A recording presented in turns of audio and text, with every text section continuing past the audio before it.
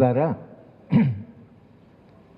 విరసము సభల్లో మాట్లాడమంటే నాకు ఒక సాహసమే. విప్లవ రచయితల మహాసభల్లో కూడా గతంలో 2-3 సార్లు మాట్లాడే అవకాశం వచ్చింది. అంటే ఈ విప్లవ రచయితల సంఘంలో ఉండే సభ్యులు చాలా సృజనాత్మకంగా, చాలా క్రియాత్మకంగా, ఒక స్థాయిలో ఆచరణాత్మకంగా నాకంటే చాలా ఉన్నతమైన స్థాయిలో ఉన్నారు. కనుక నాలాంటి వాళ్ళు ఈ సభల్లో మాట్లాడడానికి అర్హత ఉందా అనేటువంటిది అప్పుడప్పుడు నన్ను నేను ప్రశ్నించుకుంటున్నాను. నేను చాలా వైరుధ్యాల మధ్యన జీవిస్తున్నవాడిని. అధ్యాపక వృత్తిలో 55 ఏళ్ళు పనిచేశాను. చాలా సంఘాల్లో పనిచేయడం వలన చాలా ప్రశ్నలు సమాజం నుంచి వస్తుంటాయి. భిన్నమైన ప్రశ్నలు నాకుండే వైరుధ్యాల వలన చాలామంది చాలా ప్రశ్నలు అడుగుతుంటారు. నాకు వరంగల్లో పనిచేసేప్పుడు ఒక మిత్రుడు, ఆయన నిరంతరంగా నన్ను వేధించేవాడు. వేధించడం ఏంటంటే, మీరు ఉద్యోగం చేస్తున్నారు, మీకు జీతం వస్తున్నది, మీ శ్రీమతి గారు కూడా పనిచేస్తున్నారు, పిల్లలు బాగా చదువుకుంటున్నారు, మీరు విప్లవోద్యమాన్ని అభిమానిస్తారు, ఇది హిపోక్రసీ కాదా అని అడిగేవాడు. మీరు ఇంత సుఖంగా భద్రతతో జీవిస్తున్న మీరు, విప్లవోద్యమంలో అన్ని త్యాగాలు చేసిన వాళ్ళ మీద మీరు వాళ్ళ అభిమానిగా బయట మీకు ఆ గుర్తింపు ఉంది, ఇది హిపోక్రసీ కాదా అని ఇట్లా ప్రశ్న చాలాసార్లు అడిగేవాడు. అయితే నేను ఆయనకు ఒక మాట చెప్తాను, జగన్నాథరావు నీకు ఒక ప్రశ్న చెప్తున్నాను. నేను ఒక సదస్సు పెడతాను, సదస్సులో నీవు వచ్చి విప్లవకారులు, నిజాయితీ పరులు, తాము చెప్పిన విలువలకు నిలబడతారు, ప్రాణాలు కూడా త్యాగాలు చేస్తారు, కానీ హరగోపాల్ లాంటి వాడు బయట ఉండి భద్రతో జీవించి వాళ్ళు విప్లవోద్యమ అభిమానులుగా చెప్పుకుంటారు, విప్లవకారులు నిజాయితీ పరులు, హరగోపాల్కు హిపోక్రసీ ఉంది అని నువ్వు ఆ సభలో చెప్పు, నాకేం అభ్యంతరం లేదు, నువ్వు పబ్లిక్గా నాకు హిపోక్రసీ ఉందాను. అంటే నక్సలైట్లను విప్లవకారులను పొగడడం ఎందుకు? పొగడం అంటూ అదే అంటున్నావు కదా, వాడు ఆచరణలు ఉన్నారు, త్యాగాలు చేస్తున్నారు, మీరేమి ఇక్కడ ఉండి ఇలా మీరు భద్రతతో జీవిస్తున్నారు కదా అని ప్రశ్న. నువ్వు నాతో ఏం మాట్లాడుతున్నావో పబ్లిక్ అదే మాట్లాడు. విప్లవకారులు చాలా గొప్పవాళ్ళు, నిజాయితీ పరులు, వాళ్ళు చాలా ఉన్నతమైన వాళ్ళు, ప్రాణాలు త్యాగాలు చేస్తారు అని నువ్వేమన్నా కూడా నేను దాన్ని అంగీకరిస్తాను. అంటే ఈ ప్రశ్నలు అడిగేవాళ్ళు ఎట్లా ఉంటుందంటే, అడిగే స్వేచ్ఛ తమకు ఉందనుకుంటారు, తమ గురించి తాము ఆలోచించకుండా వచ్చి ఇలాంటి ప్రశ్నలు అడగడము వాళ్ళకొక అలవాటుగా అయిపోయింది. ఈ అలవాటు ఏమిటంటే, నిరంతరంగా ఈ ప్రశ్నలు నేను ఎదుర్కొంటుంటాను. విప్లవ అభిమానిగా నాకు బయట ఒక గుర్తింపు, ఈయన విప్లవాభిమాని అని. కానీ నువ్వు ఆచరణలో లేవు కదా అనేది, ఆచరణ దానికి ఒక ప్రమాణం అనుకున్నప్పుడు ఆచరణలో ఉండే వాళ్ళని మీరు అంగీకరించవచ్చు కదా. వాళ్ళు ఆచరణలు ఉన్నారు, కనీసం వాళ్ళు త్యాగాలు చేస్తారని మీరు ఆ మాట అంటే, ఇక మిగతా బయట ఉండే వాళ్ళ మీరు ఏ మాట్లాడినా మనం అంగీకరించవచ్చు. వ్యక్తిగతంగా ఈ ప్రశ్నలు అడతారు, కానీ మళ్ళీ సదస్సులో కానీ పబ్లిక్లో కానీ ఆ మాట అడిగే వాడికి సాహసం ఉండదు, ఆ మాట అడిగేటువంటి అసలు ఆ స్వేచ్ఛ కూడా వాడికి ఉండదు. ఎందుకంటే వాళ్ళు చాలా మంచివాళ్ళు అని అనడము పబ్లిక్గా వాళ్ళకి ఇష్టం లేదు. ఇది ఒక వైరుధ్యం సమాజంలో. అలాగే నిజామాబాద్ నుంచి ఒక భూస్వామి మా ఇంటికి వచ్చాడు, ఏదో ఆయనకు సమస్య, చాలాసేపు కూర్చొని మాట్లాడి ఆయన మాట్లాడాడు, సార్ మీరు చాలా మంచివాళ్ళు, మీరు చాలా సున్నితంగా మాట్లాడతారు, మీరు ఎవరినైనా గౌరవిస్తారు. మీరు హింసావాదులైన విప్లవకారులని ఎందుకు మీరు గౌరవిస్తారు అని ఓ ప్రశ్న అడిగారు. మీరు చాలా మంచివాళ్ళు, చాలా బాగా సున్నితంగా మాట్లాడతారు, కానీ మీరు హింసను నమ్ముకొని పోరాటం చేస్తున్న వాళ్ళని మీరెందుకు వాళ్ళ అభిమానులుగా ఉన్నారు అని ఒక ప్రశ్న అడిగాడు. నేనేమన్నంటే వాళ్ళు నాకంటే గొప్పవాళ్ళు అయ్యా, అందుకని నేను వాళ్ళని అభిమానిస్తాను. నేను వాళ్ళంతా ఉన్నతంగా నేను ఎదగలేదు కనుక వాళ్ళంటే నాకు గౌరవం. అంటే ఈ ప్రశ్నలు అడిగేటువంటి క్రమంలో సమాజంలో చాలా ప్రశ్నలు వస్తుంటాయి. ఆచరణకి ఆలోచనకి ఒక అంతరం ఉన్నప్పుడు సమాజంలో వచ్చే చాలా ప్రశ్నలు నాబోటి వాళ్ళ పట్ల ఆచరణలో మీరు లేరు కదా, దీనికి ఒక సంతృప్తికరమైన జవాబు చెప్పడం చాలా కష్టం. కానీ నా అధ్యాపక వృత్తిలో నాకుండే అనుభవాలు, అంటే నా గురించి నేను చెప్పడం కానీ అనుభవాన్ని గురించి చెప్పడం. నేను బెంగళూరు నేషనల్ లా స్కూల్లో 7 ఏళ్ళు చెప్పాను. నా విద్యార్థులంతా IIT products, chartered accountants, medical doctors. వీళ్ళందరికీ నేను పొలిటికల్ ఎకానమీ ఆఫ్ ఇండియా చెప్పేవాడిని. మార్క్సిజం అని నేను మోడ్ ఆఫ్ ప్రొడక్షన్ను ఇంట్రడ్యూస్ చేసేవాడిని. మోడ్ ఆఫ్ ప్రొడక్షన్ మార్క్స్ చేసిన ఒక అద్భుతమైన ఫార్ములేషన్ ఉంది. దాన్ని మార్క్స్ చెప్పిన అనకుండా ఆ మొత్తం తీసి అందరికీ అది ఒక పంచి, ఇది మీరు రాత్రి చదివి రేపు ఉదయము మార్క్స్ ఏం ఫార్ములేషన్ చేశాడు, ఈ ఫార్ములేషన్ ఏంటో మీరు చెప్పండి. అందరు చదివారు. అది అద్భుతమైన చాలా complex sentence. History enters into different moods అని, మానవ సంబంధాలు, దాని మార్క్స్ చాలా లాంగ్వేజ్, చాలా కాంప్లెక్స్ లాంగ్వేజ్. ఆయన రాసింది సాధారణ మనిషి గురించే కానీ సాధారణ మనిషికి అర్థం కావడం, అది క్యాపిటల్ వాల్యూమ్ అర్థం చేసుకోవడం లాంటి వాళ్ళు కూడా దాన్ని చాలా ఇబ్బంది పడి చదవాల్సి వచ్చింది. ఆ సర్ప్లస్ వాల్యూ కనుక్కోవడానికి చాలా కష్టపడ్డాడు. చాలా మందిని 17 ఏళ్ళు పరిశోధన చేశాడు. చేసిన తర్వాత ఈ మొత్తము సామాజిక మార్పులో విప్లవోద్యమాన్ని కూడా అది ఎందుకు సమాజంలో ఉందనేది కూడా చివరి లెక్చర్లో చెప్పేవాడిని. ఆ సంవత్సరం అయిపోయిన తర్వాత నాకు వైవా చేసేవాడిని మా పిల్లలు. చాలామంది నేను అడిగేవాడిని, నా లెక్చర్లు కానీ మొత్తం పొలిటికల్ ఎకానమీ కోర్స్ కానీ మీ మీద ఏం ప్రభావం వేసింది అంటే, చాలామంది ఆశ్చర్యంగా నక్సలైట్ల పట్ల మా అభిప్రాయం మారింది ఒకటి. రెండోది మహిళల పట్ల కూడా మా దృక్పథం మారింది. ఇవి రెండు చెప్పేవాడు.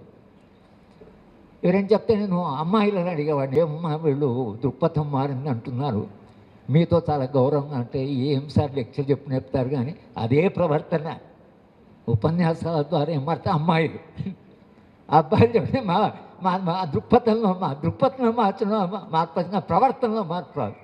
ఉట్టిగా ఐడియాలజికల్గా ఉన్నాను కదా, మన ప్రవర్తనలో మార్పు రావాలి కదా. ఈ మొత్తము ఈ నేచర్ ఆఫ్ ఈ చదువు చెప్పడంలో అధ్యాపక వృత్తిలో మీకు సమస్యలు ఉంటాయి. అంటే ఉపన్యాసాల ద్వారా మనుషులు మారుతారా, ఇది ఒక ప్రశ్న. ఉపన్యాసాల ద్వారా మారుతారా?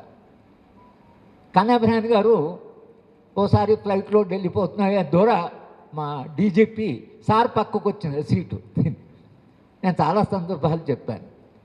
ఆ మాటల సందర్భాల్లో ఆయన దొర కన్నబ్రహ్మణ్తో చెప్పారు, కన్నబ్రహ్మణ్ గారు హరగోపాల్ నాడు లెక్చర్లు ఇస్తాడు, ఆయన ఎంతమంది మార్చారో నాకు తెలియదు, కానీ గద్దర్ ఉన్నాడు కదా, వాడు గంటలో 1000 మందిని మారుస్తాడు. వాడు మాకు సమస్య, హరగోపాల్ మాకు సమస్య. అందుకని బహుశా ఇంతవరకు మా అరెస్ట్ చేయకపోవడం. ఈయన లెక్చర్స్ ఇస్తే వాడు మారని రాజ్యం అనుకుంటున్నది, లెక్చర్స్ ఇస్తే వాడు మారని రాజ్యం అనుకుంటున్నది. కనుక నన్ను ఎన్ఐఏ వాడు మాకు ఇచ్చినప్పుడు సరే సార్ మీరు నమ్మకం చాలా గౌరవం ఉంది, అది కొద్దిగా మా లక్ష్మణ్ ఏదో రాశాడు కానీ అట్లా వాళ్ళు ఏమో నన్ను వేధించి కాదు, చాలా గౌరవం ఉంది మా వ్యవస్థలో కూడా. ఎందుకంటే నా విద్యార్థులు చాలామంది ఐపీఎస్తున్నారు. కానీ మాకు పలానా అని వరవరావు గారి గురించి మీరేమనుకుంటున్నారు, మీ అంచనా, మీరు ఒక్కొక్కరిని గురించి ఏం చెప్తారు? ఆనంద్ తెలుతుండి గురించి, గౌతమ్ నవలఖా గురించి, సారు గురించి, సోనా విల్సన్ గురించి, తర్వాత వీళ్ళందరినీ గురించి, స్టాన్ స్వామి గురించి అడిగారు. అడిగితే మా 2 అబ్బాయిలు కూర్చున్నారు, మా మేడం కూడా వింటున్నది. నేను చెప్పాను, వరవరరావు గారు మెయిన్ స్ట్రీమ్ పోయిట్ అయితే ఆయనకు జ్ఞానపీఠ అవార్డు వచ్చేది. రాసుకుంటే రాసుకుంటే నా ఎవిడెన్స్. వరవరరావు గారు ఆయన మనిషిగా మీరు కలిస్తే ఎంత ప్రేమాస్పదైన మనిషో మీకు కలిస్తే తెలుస్తుంది. ఇదంతా నేను విట్నెస్ను దాంట్లో, భీమా కొరగాంసం నేను విట్నెస్.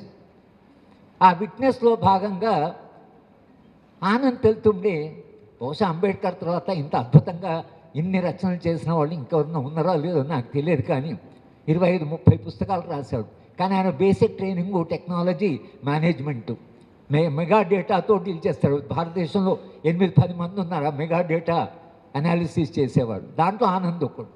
పబ్లిక్ ఎంటర్ప్రైజ్కి ఆయన ఎగ్జిక్యూటివ్ ఉన్నాడు. అది క్యాబినెట్ సబ్ కమిటీ అపాయింట్ చేసే పోస్ట్.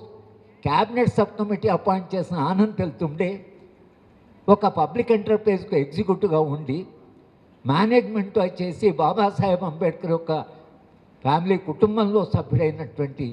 నేను అడిగాను, మరి మీరు ఆనంద్ తెలుతుండే ఎవరో మీకు తెలియాలి కదా. ఆయన రాయడం కొంచెం కష్టంగానే రాస్తాడు. ఇంకా లేటెస్ట్ బుక్ అయితే ఇంకా చాలా ఇబ్బందికరమైన బుక్ రాశాడు, ఐకనోక్లాస్ట్. కొంచెం ఇబ్బందిగానే ఉంది ఆ పుస్తకం చదవడు, కానీ రాశాడు. రాయాలనుకున్నాడు, అది రాశాడు. దళితులకు ఆయన మీద చాలా కోపం ఉంది, చాలా కోపంగా ఉన్నారు. ఎందుకంటే ఆయన ముందు ఉన్నట్టుగా చెప్తాడు. నేను చెప్పిన ఆయన చాలా ఇంటిగ్రిటీ ఉన్న మనిషి, ఆలోచనలు ఇంటిగ్రిటీ ఉన్న మనిషి. ఆయన రాసిన పుస్తకాలు చదవండి. నిజానికి బాంబే హైకోర్టులో ఆనంద్ది ట్రయల్ వచ్చినప్పుడు జడ్జి పక్కకు తప్పుకున్నాడు. జడ్జి పక్కకు తప్పుకొని ఆయన చెప్పిన వెంటనే నా పుస్తకానికి ఆయన ఫోర్వర్డ్ రాశాడని చెప్పాడు. జడ్జి పుస్తకానికి ఆనంద్ ఫోర్వర్డ్ రాశాడు. అందుకని నేను ఈ కేసు విన్నాను అన్నాడు. అటువంటి ఆనంద్ తెలుతుంది. గౌతమ్ నోలాక్ అయితే అప్పుడు గౌతమ్ వేసుకున్న ఫెరోషియస్ స్పీకర్, చాలా ఇదిగా మాట్లాడతాడు. కానీ ఆ సాహసం, ఆయన విశ్లేషణ, కాశ్మీర్ పట్ల ఆయనకుండే అవగాహన, అది గౌతమ్. రోనా ఓ రీసెర్చ్ స్కాలర్, చాలా యాక్టివ్, చాలా కమిటెడ్. వసంతకు తెలుసు అసలు, ఎందుకంటే రోనా మాకు మా సాయిబాబా డిఫెన్స్ కమిటీలో మాకు చాలా సహాయంగా ఉండేవాడు. మా సాయిబాబా డిఫెన్స్ కమిటీలో గిలాని ఉండేవాడు. గిలాని హఠాత్తుగా చనిపోయాడు. ఆయనకు ఒక బాడీ గార్డ్ ఉండేవాడు. మేము వసంత ఇంట్లో మీటింగ్ పెట్టుకుంటే బయట ఆ పోలీసు వాడు, గిలాని వాడు ఏం చేయాలి, సుప్రీంకోర్టు వాడు ఇచ్చింది అమెరికా అవి తిరుగుతుంటాడు. తిరగని వాడు అనేవాడు. గిలాని చనిపోయినప్పుడు మేము ఆయన సంస్మరణ సభ పెట్టాం ఢిల్లీలో. నేను అప్పుడు చెప్పింది అంటే, గిలాని ఈజ్ ఏ ప్రోడక్ట్ ఆఫ్ కాశ్మీరియత్. ఆయన కాశ్మీరియత్ అంటే ఏమిటంటే వేదాంత, బుద్ధిజం, సూఫీ కల్చర్ యొక్క సింథసిస్. ఆ మూడు గొప్ప ఫిలాసఫీ యొక్క ప్రోడక్టు గిలాని. ఇంకా వీళ్ళందరి మధ్యన పనిచేస్తుంటే వీళ్ళు ఎంత మంచి మనుషులు, ఎంత ఎదిగారు, ఎంత సమాజాన్ని గురించి వేదన పడతారు. డిఫెన్స్ కమిటీలో అరుంధతి రాయ్ ఉంది, తర్వాత మాకు ఒక ప్రశాంత్ భూషణ్ ఉన్నాడు, మెయిన్ స్ట్రీమ్ ఎడిటర్ ఉన్నాడు. ఇది హై ప్రొఫైల్ కమిటీ. ఈ హై ప్రొఫైల్ కమిటీ మేము ఎప్పుడు కలిసినా ఏం చేయాలంటే ఎవరిని కలవాలంటే వాళ్ళని కలిసేవాళ్ళు. చాలామంది సాయిబాబా పట్ల బయట సింపథెటిక్గానే ఉండేవాళ్ళు. మేము శరద్ పవార్ దగ్గరికి వెళ్ళాం. శరద్ పవార్ దగ్గరికి నేను, మనోరంజన్ మోహంతి, నందితా నారాయణ్, మేమంతా కలిసి 5-6 మంది వెళ్ళాం. శరద్ పవార్ మాతో అన్నంటే ఇది ట్రంప్డ్ అప్ కేస్, అనవసరంగా కేసును బుక్ చేశారు. ఎవరు? శరద్ పవార్. కానీ తర్వాత వాళ్ళ పార్టీ గెలిచింది, వాళ్ళ పార్టీ వాడే హోమ్ మినిస్టర్ అయ్యాడు. హోమ్ మినిస్టర్ అయితే నేను మళ్ళీ ఆయనకు కంటిన్యూస్గా మెసేజ్ పంపించేవాడు. మా ఈమెయిల్ చూస్తే చాలా మెసేజ్ ఉన్నాయి శరద్ పవార్. నేను శరద్ పవార్ మరి ట్రంప్డ్ అప్ కేసు అన్నారు కదా, మీ వాడే హోమ్ మినిస్టర్ అన్నారు, మీరు ఆ కేసు ఎత్తేయండి అంటే సడన్గా సిబిఐ కేసు అని చెప్పేసి అది ఎన్ఐఏ వాళ్ళు టేకప్ చేయాలి. లేకపోతే మహారాష్ట్ర గవర్నమెంట్లో కేసు ఉంటే వీళ్ళు గెలుస్తూనే కేసును ఢిల్లీకి షిఫ్ట్ చేసేసుకున్నాడు. అంతవరకు బీజేపీ ఉంది కాబట్టి సాయిబాబా కేసు అక్కడే ఉంది.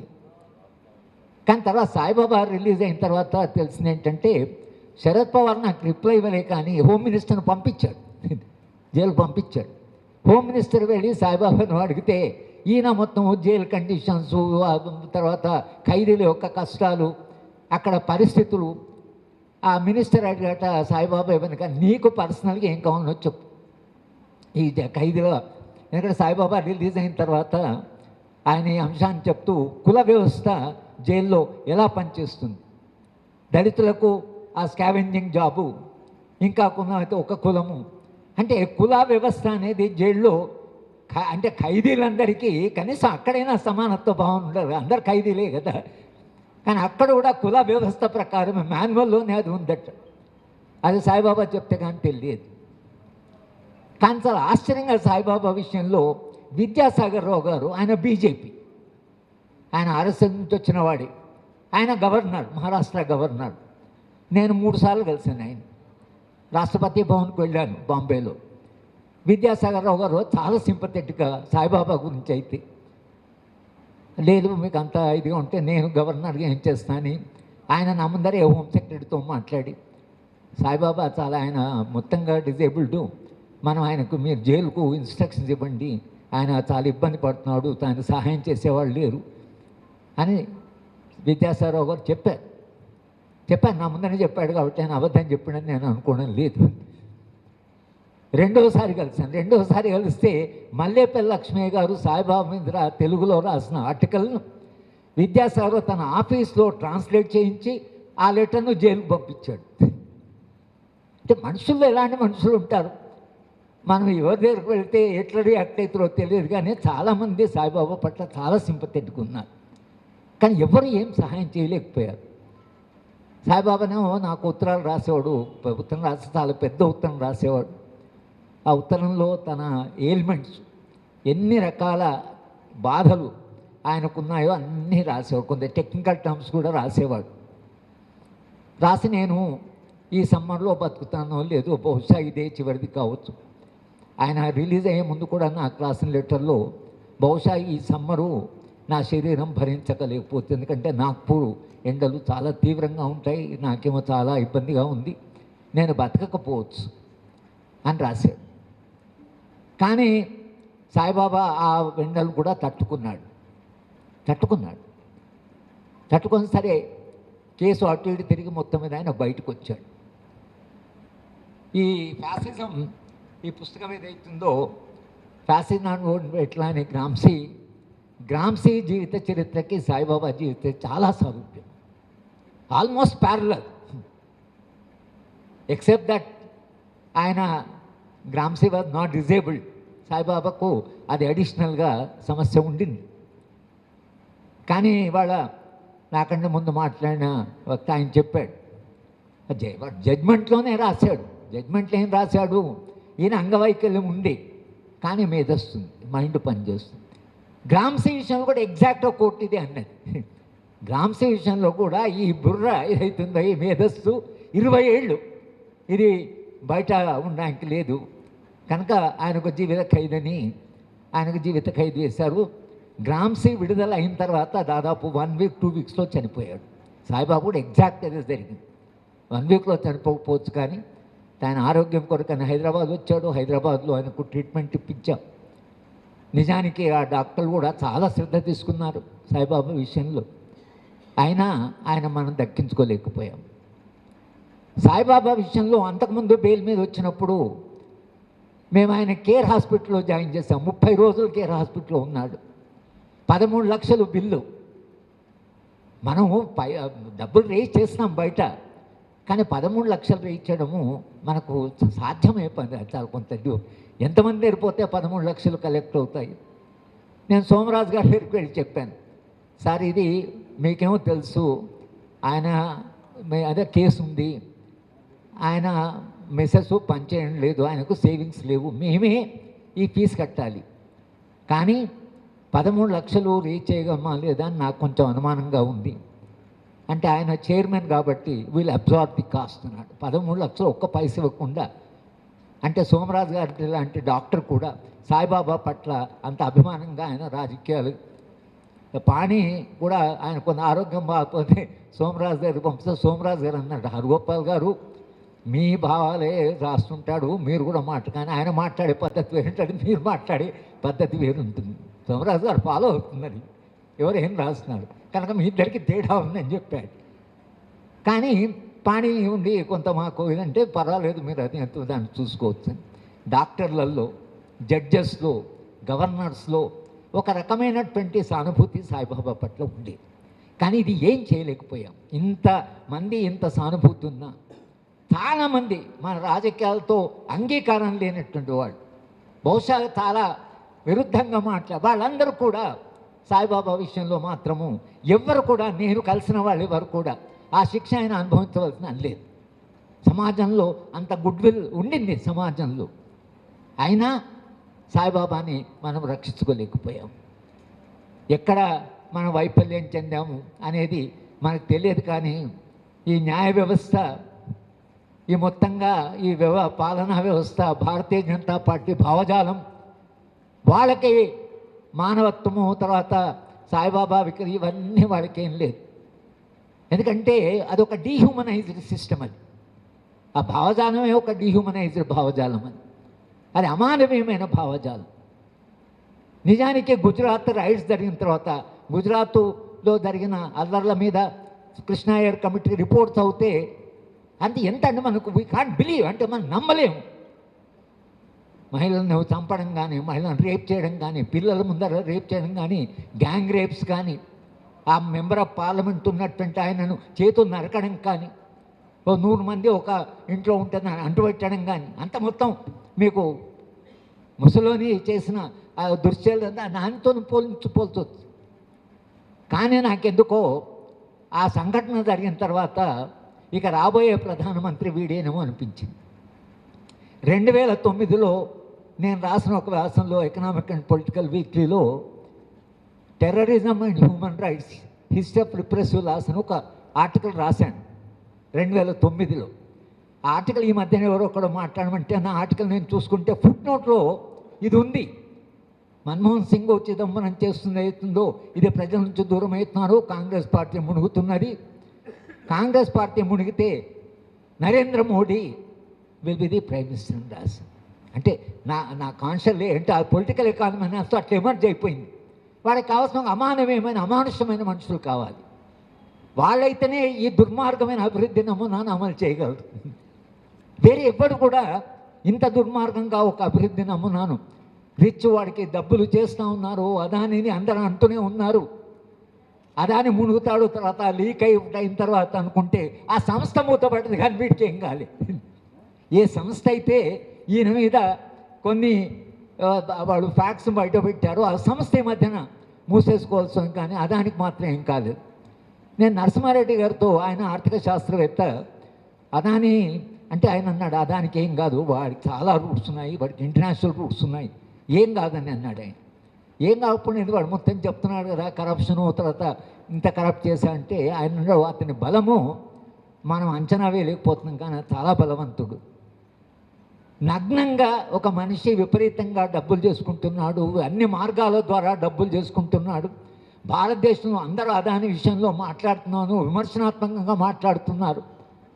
కానీ మన అభిప్రాయం కానీ కానీ అదాన్ని ఏం చేయలేకపోయారు. ఎందుకంటే రాజ్యం ఆయన వెనుక ఉంది కాబట్టి.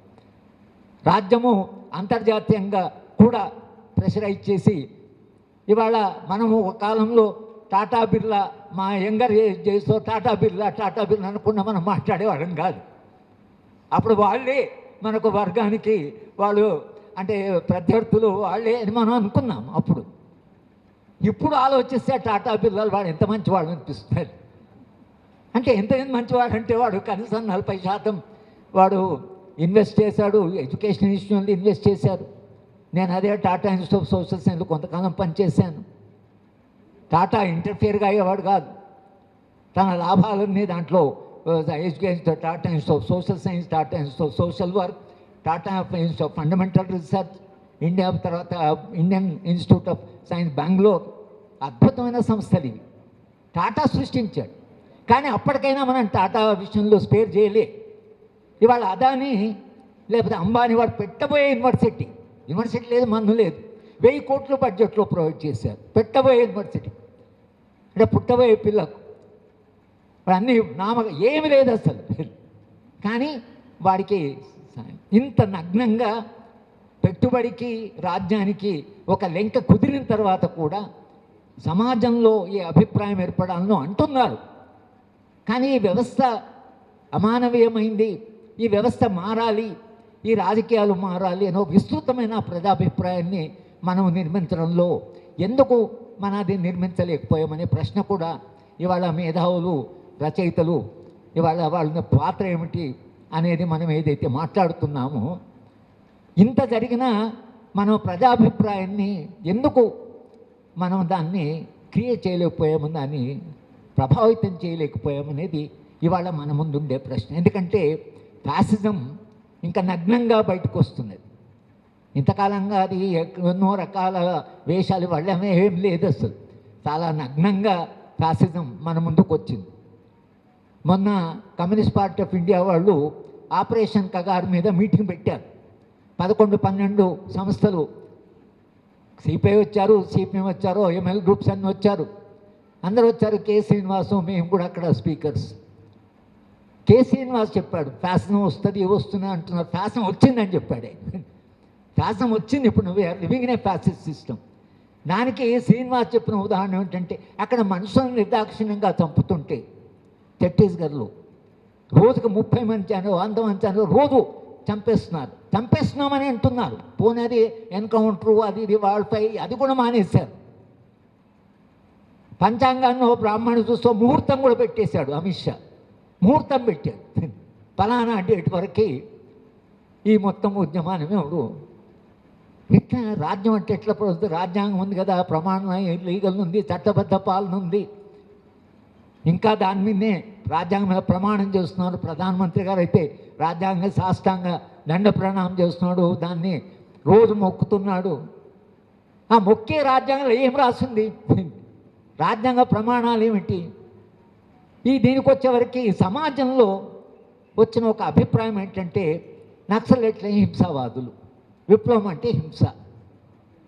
దానికి ఎవరు బాధ్యులో మనం ఏం చెప్పలేం, కానీ ఇదే సమాజంలో బాగా పాతుకుపోయింది. హింస ప్రతిహింసల మధ్యన మనకుండే తేడా సమాజంలో నేను చాలా సందర్భాలు చెప్తున్నాను. వాడు హింసావాదులుగా సార్ అంటారు, హింసను నమ్ముకున్నారు, తుపాకులు పట్టుకుంటే రాజ్యం ఏం చేస్తాను.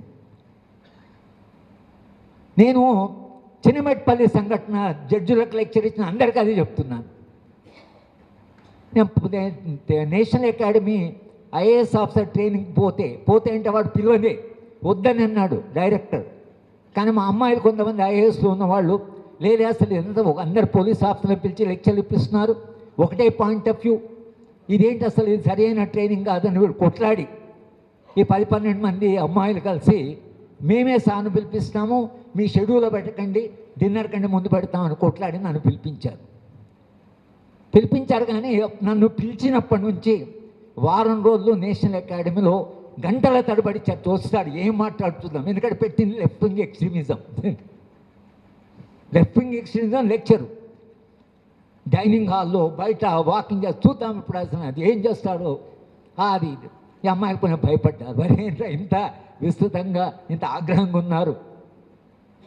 అని తర్వాత నేను అకాడమీ వెళ్ళిన తర్వాత ఈ అమ్మాయిలు వచ్చి మన దగ్గర ఇప్పుడు 3 అమ్మాయిలు ఉన్నారు, ఆ బ్యాచ్ వాళ్ళు చాలా మంచి అమ్మాయిలు వచ్చి, సార్ చాలా గందరగోళం సార్, టెన్షన్గా ఉంది, మా వాళ్ళు చాలా ఆగ్రహంగా ఉన్నారు, మరి ఎట్లా అసలు ఏమైనా కొంచెం మిస్బిహేవ్ చేస్తే మీరు ఏమర్థం? నేను పర్వాలేదమ్మా, నేను అధ్యాపకుడిని చాలా కాలం చెప్తున్నాను అని చెప్పి నేను లెక్చరు ప్రారంభం. శాంతా సిన్హా కూడా ఆమె అఫీషియల్గా వచ్చింది, ఆమె కూడా నా క్లాసు. శాంతా సిన్హా పిహెచ్డీ తీసేసి నక్సలైట్ మూమెంట్ మీద, కానీ శాంత కూడా కూర్చుంది. నేను చెప్పాను, మరి మా దగ్గర కరీంనగర్లో ఒక భూస్వామి ఒక స్కూల్ టీచరు భార్యని ఎత్తుకుపోయి రేప్ చేశాడు.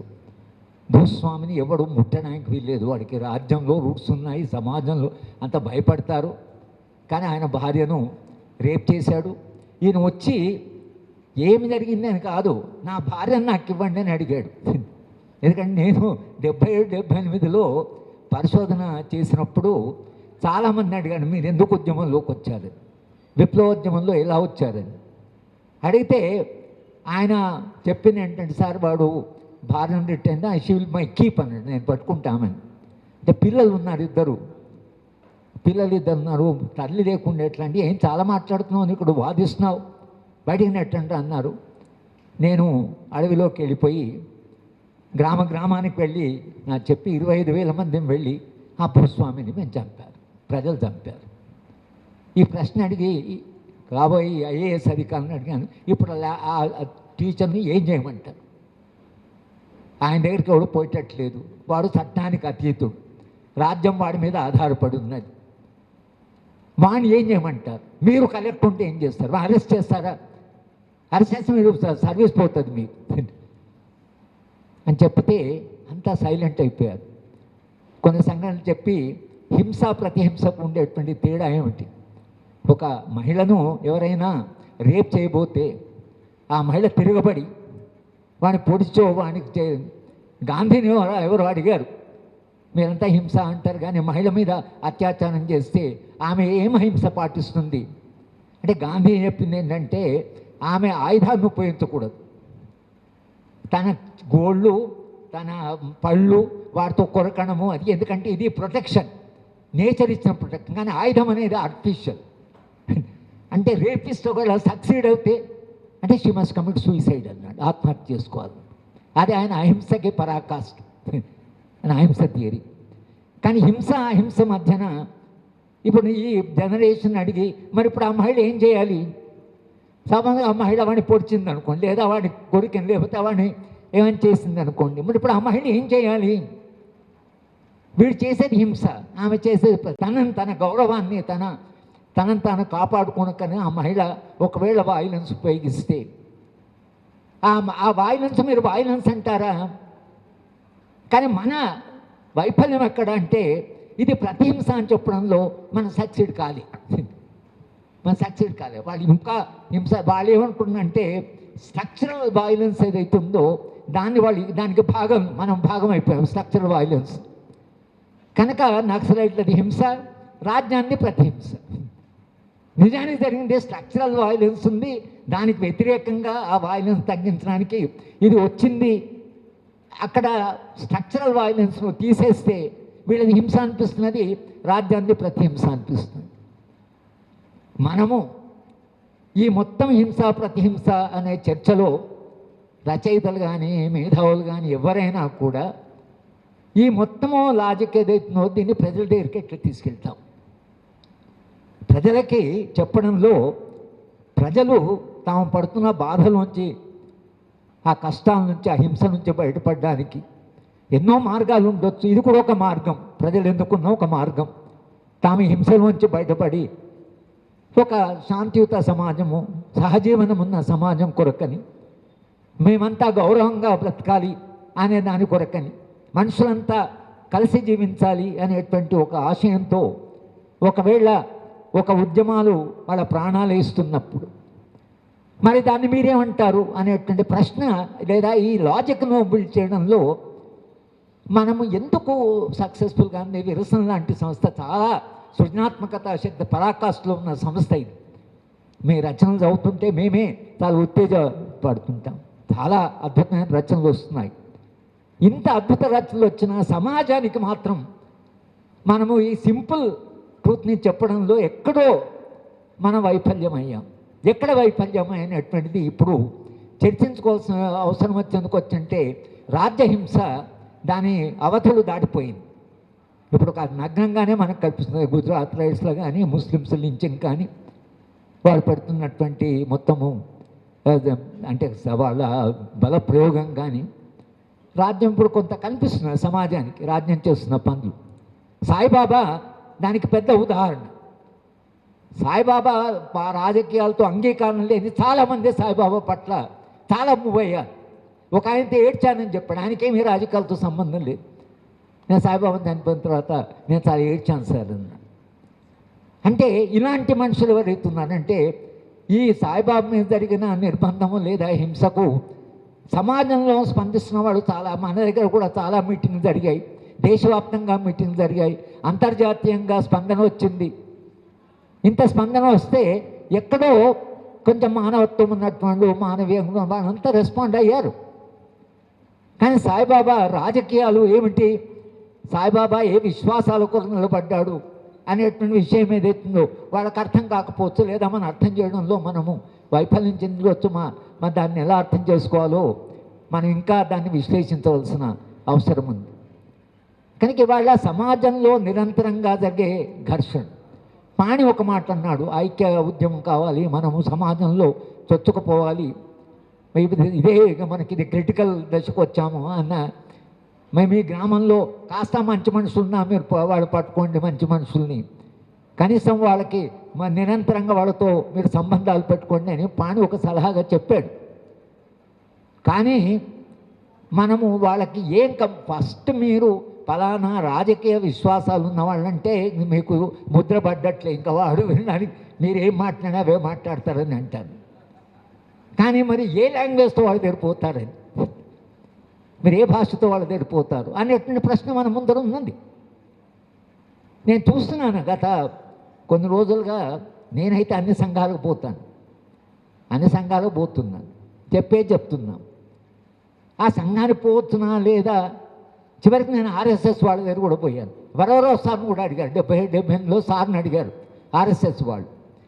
సార్ ఏం చెప్పాడంటే, నా అభిప్రాయాలు నా భావాలు చెప్పడానికి మీ ఫోరం కరెక్ట్ ఫోరం అని నేను అనుకోవడం లేదని అన్నాడు సార్.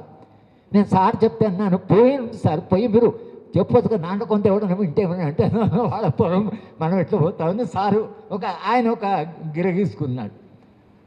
కానీ వాడి దగ్గరపై మనం చెప్పే విషయాలు ఏవైతున్నాయో ఆర్ఎస్ఎస్ వాళ్ళు ఒక లిస్ట్ ఉందట, మనకు తెలియదు. నన్ను ఫండమెంటలిస్ట్ కేటగిరీ కింద పెట్టారు. నేను ఫండమెంటలిస్ట్ అని నాకెడు తెలిసినట్టు ప్రిసైడ్ చేసిన ఆమె medical college professor, Kakatiya medical college, ఆమెను పిలిచారు ప్రొఫెసర్. నేను మాట్లాడిన కమ్యూనిటీ ఏంది సార్ ఇంత ఓపెన్గా నేషనలిజం మీద ఇంత ఓపెన్గా మాట్లాడాడు, ఇంత ఇదిగా చెప్పాడు సారు, దీంట్లో పెద్ద ఫండమెంటలిజం ఉంది అన్నది ఆమె. మనం ఫండమెంటలిస్ట్ అని ఎందుకు అంటున్నాం సార్ అని ఒక మాట. నన్ను పిలిచిన ఆయన మీద డిసిప్లిన్ యాక్షన్, చాలా సీనియర్ ప్రచారం కాబట్టి డిసిప్లిన్ యాక్షన్ తీసుకుని దాకా వెళ్ళిపోయారు వాళ్ళు. ఎందుకు పిలిచారంటే ఆయన ఈ నేషనలిజం అంటున్నాము, ఆయనేమో మనతో డిఫర్ అవుతున్నాడు. నేషనలిజం గురించి మనము చెప్పిస్తే మన వాళ్ళకి అవగాహన పెరుగుతుంది అని అనుకున్నాడు ఈయన. కానీ అవగాహన పెరగడం కాదు, కన్ఫ్యూజ్ అయిపోతారన్న వాళ్ళు. వాళ్ళ నేషనలిజం కల్చరల్ నేషనలిజం, మన నేషనలిజం బియాండ్ కల్చర్, మనది పొలిటికల్ ఎకనామిక్, మనది మల్టీ డైమెన్షన్. కానీ జాతీయత అనేది చెప్పే దాంట్లో వాళ్ళు చెప్పే జాతీయత నిజానికి కల్చరల్ నేషనల్ అదే ఫ్యాసిజానికి వస్తున్నది.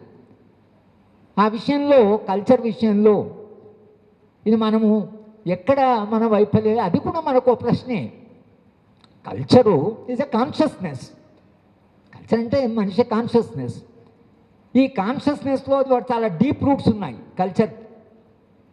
ఆ డీప్ రూట్స్ ఉన్న దానికి మనము ఏ ద్వారా వాడి కాన్షియస్లోకి ఎంటర్ కావడం అనేది అది చాలా చాలా కఠినమైన ప్రశ్న. దేవుణ్ణి ఏమన్నా అనాలా? అందుకని మీరు దేవుణ్ణి నమ్మరాసారని అంటుంటారు చాలామంది. నేను కోదండరాం మా రాఘవాచార్య చేస్తే కృష్ణా నది పూర్ణం పోతుంటే ప్రతి దేవాలయం వస్తే దేవాలయం ఇక్కడ ఉందంటే కోదండరాం సారు దేవాలయం పోతున్నాడు వస్తున్నాడు, నేమో దేవాలయానికి పోవడం లేదు. ఒక ఆయన అడిగాడు, మీరు దేవుడిని మీద మీకు నమ్మకం లేదా సార్ అని. లేలే దేవుడి మీద నమ్మకం కాదు, దేవుడికి నాకు కొట్లాట నడుస్తున్నది, అది సెటిల్ అయ్యేదాకా I don't want to meet him అని చెప్పాను. ఎందుకంటే లేడన్న కంటే కూడా ఏం కొట్లాట అంటే ఎందుకు ఇంత సమాజంలో ఇంత సమాజం ఇంత కష్టము ఇంత దుఃఖము ఎందుకు సమాజం? దేవుడు ఒక మంచి ప్రపంచాన్ని సృష్టించవచ్చు కదా. అంటే ఎంట్రీ పాయింట్ ఏమిటని మీకు? దేవుడు లేడా అంటే వాడు మనం తీసి పడేస్తాడు. మా మనమరాలు కూడా ఆమె మా మనమరాలు రోజు మా మేడం వెనక ఏదో టెంపుల్ పోయింది. నేను అడిగాను, మనుషులు దేవాలయాలకు ఎందుకు పోతారమ్మా అంటే దేవుడి మీద వాళ్ళకి నమ్మకం ఉంది అని. దేవుడి మీద నమ్మకం ఉంది కానీ మరి దేవుడు ఈ ప్రపంచం అంతా ఇంత కష్టాలు ఉన్నాయి కదా అంటే దేవుడు చాలా మంచి ప్రపంచం మనం పాడు చేస్తామంటున్నది మా మనమరాలు. దేవుడు మంచి ప్రపంచం మనం పాడు చేస్తామంటుంది. అంటే ఆ చిన్న వయస్సులో ఆమె కాళ్ళ ఆజుకోకటి ఎవరు పాడు చేశారు? మేబీ మనుషులే పాడు చేసి ఉండొచ్చు.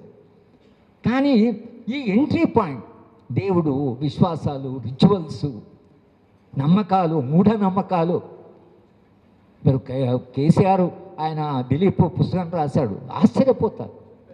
ఒక ముఖ్యమంత్రి అయిన వ్యక్తికి ఉండే అసలు ఆ విశ్వాసాలు, బలమైన విశ్వాసాలు, అధికారం నుండి రాజ్యంలో ఉండి ఒక ఉద్యమంలో ఉండి, ఇక అసాధారణ మనిషి గురించి మనం మాట్లాడుతున్నాం, నిరంతరం ఘర్షణలో ఉండి ఒక ఉద్యమంలో పాల్గొన్న మనిషి పంచాంగము, తర్వాత ముహూర్తాలు, తర్వాత వాస్తు, అవే తన ముఖ్యమని చేసినాం, ప్రజలు చేసిన అనుకోవడం లేదు. ఇక మన అయితే ప్రధానమంత్రి వీళ్ళైతే మనం చూస్తూనే ఉన్నాం. అసలు సెక్యులరిజం అంటే నీకు దేవుడి మీద నమ్మకం లేకపోవడం కాదు, మత విశ్వాసం ఉండొచ్చు. కానీ జస్టిస్ సుదర్శన్ రెడ్డి గారు ఏమంటాడు, should not publicly exhibit your faith. నీ విశ్వాసాన్ని పబ్లిక్గా నువ్వు ఎగ్జిబిట్ చేయకూడదు. అదే సోమనాథ్ దేవాలయానికి రాజేంద్ర ప్రసాద్ నెహ్రూ గారు అబ్జెక్షన్. మీరు ప్రెసిడెంట్ ఆఫ్ ఇండియా, మీరు టెంపుల్కు పోతారని దానికి పబ్లిసిటీ ఇవ్వద్దు, అది మీ విశ్వాసం. కానీ దానికి పెద్ద ప్రెసిడెంట్ ఆఫ్ ఇండియా సోమనాథ్ దేవాలయం పోయిందంటే నెహ్రూ గారు ఏమన్నారంటే, సెక్యులర్ సమాజంలో ఒక రాష్ట్రపతి దేవాలయానికి పోయిందనేది అది పబ్లిసిటీ ఇవ్వడం ఏదైతుందో అది ఇట్ లీడ్స్ టు ప్రాబ్లమ్స్ అని నెహ్రూ గారు అన్నారు. ఆ విధంగా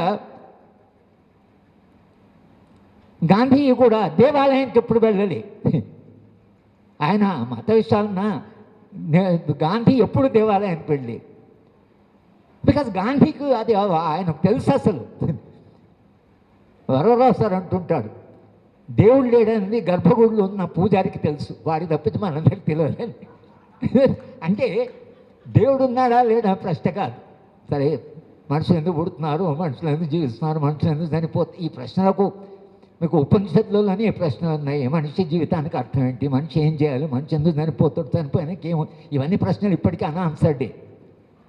కానీ ఆ దేవుడి మీద నమ్మకం ఏదో ఈ చావుకు రిజాల్వ్ అయ్యేదాకా ఆ దేవుడి ప్రశ్న రిజాల్వ్ కాదు.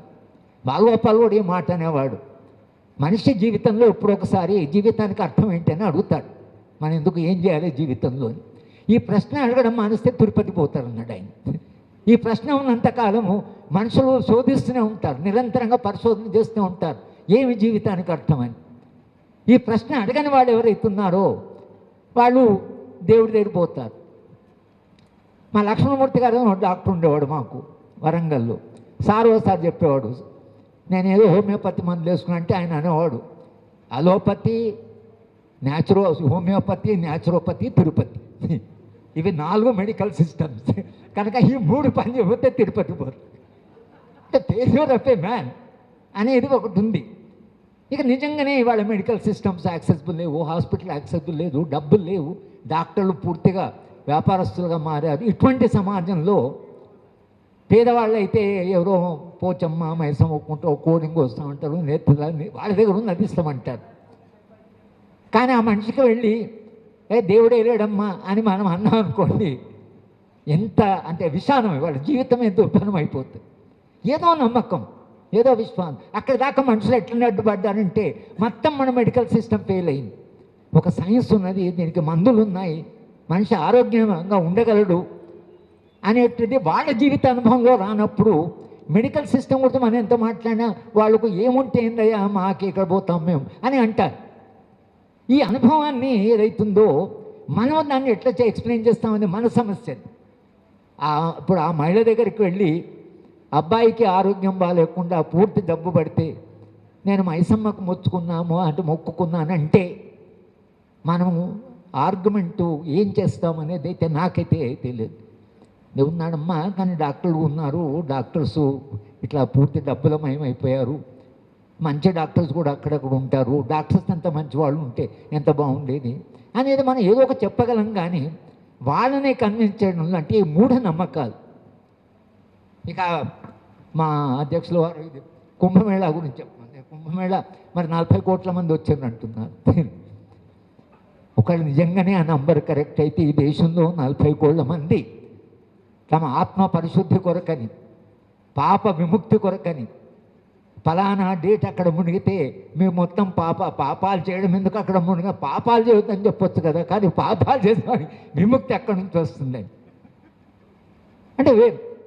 అంటే మా పుత్తూరు వెంకటేశ్వరరావు గారు, సరే వెంకటేశ్వర గారు ఎంత ఆనెస్ట్ మ్యానో, ఎంత అసలు మనకు అద్భుతమైనటువంటి వ్యక్తి. కానీ ఆయనకు క్యాన్సర్ అయితే మా పొత్తూరి గారు నాకు ఫోన్ చేసి, సార్ చాలా ఆందోళన సార్, మీ ఆరోగ్యం కాస్త జాగ్రత్త చూసుకోండి అంటే, ఎందుకు హరిగోపాల్ గారు, స్వర్గానికి పోతే కన్నాభిరాన్ గారు ఉన్నారు, శంకరం గారు ఉన్నారు, బాలగోపాల్ ఉన్నాడు, మంచి కంపెనీ ఉంది. పొత్తూరి గారు మంచి కంపెనీ ఉంది. నరకంలో జరిగేది కొంచెం ఫ్యాక్ట్ ఫైండింగ్ చేయొచ్చు, అక్కడ జరిగే టార్చర్ అవి. ఆ విశ్వాసాన్ని నాకైతే అర్థం కాలేదు. అందుకని పొత్తూరు గడుపులో రాసంలో రాశాను. ఆయన నక్సలైట్ల త్యాగాల గురించి, జిల్లెళ్ళపూడి అమ్మ యొక్క మాతృత్వాన్ని గురించి నక్సలైట్లకు చెప్పే మనిషి పొత్తూరు గారు అని చెప్పి. జిల్లెళ్ళపూడి అమ్మ ఆర్టికల్ చదివిందంట, చాలా మంచి ఆర్టికల్ రాశాడు అని పొత్తూరు గారి అబ్బాయి చెప్పిందంట. జిల్లెళ్ళపూడి అమ్మ అంటే పొత్తూరు గారిని రాసిన అంటే ఈ విశ్వాసాలు, పొత్తూరు గారి విశ్వాసం మనము ఆయనను అగౌరవపడుతుంది. ఆయనకు అది ఒక విశ్వాసం ఉంది. అట్లా విశ్వాసం ఉందని ఆయన మనుషులను హేట్రేట్ చేయడం అటువంటి కాదు. చాలా మానవీయమైన మనిషి. ఇన్ని లెవెల్స్లో సమాజంలో విశ్వాసాలు ఉన్నాయి. కుంభమేళా దానికి పరాకాష్ట. మనుషులు చనిపోయారు, తొక్కిళ్ళు చనిపోయారు. చాలామంది అంటుంటారు దేవుళ్ళ గుళ్ళకి పోలీస్ ప్రొటెక్షన్ పెట్టారు. దేవుడు ఏమన్నదాన్ని రక్షిస్తున్నప్పుడు దేవుడికి ప్రొటెక్షన్ ఏమిటి? పోలీసులే దేవుడిని రక్షిస్తున్నారంటే ఇక మనం అందరము ఎవరు రక్షిస్తున్నారని మనమే దానికి జవాబు. దేవుడు రక్షిస్తారని మనం అనుకుంటున్నాం. అంటే చాలామంది అనుకుంటున్నారు దేవుడికి పోలీసు వాళ్ళని పెట్టి ఇంకా పోలీసు వాడు దేవుడిని రక్షించేవాడు అయినాక ఇంకా మనం రక్షించేవాడు ఎవడు?